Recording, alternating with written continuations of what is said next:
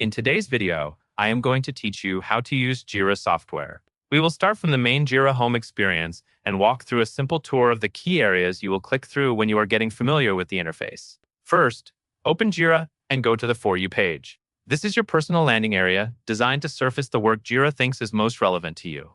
Take a moment to look over what is on this screen, because it is often where you will return to get oriented. Now, you are going to click through several highlighted areas on the For You page.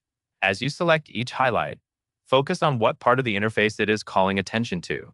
In Jira, these highlights typically point out common navigation items like where you can find your recent projects, your assigned work, shortcuts to important views, and other quick access links. Move from one highlighted spot to the next in order, and allow the page to update as each highlight is selected.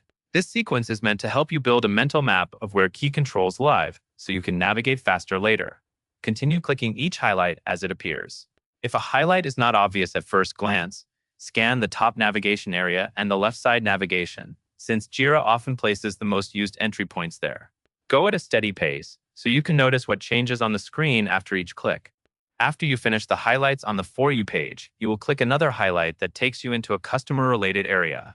This view is where customer information or customer-focused lists can be accessed, depending on how your Jira site is set up. Again, the goal here is familiarity, so pay attention to where this section sits in the overall navigation.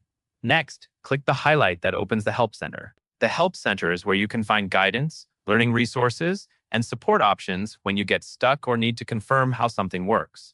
It is a useful place to remember, especially when you are new to Jira or when your team introduces a new workflow.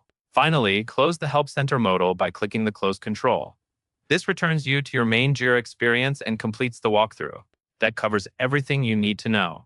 And that is all there is to it.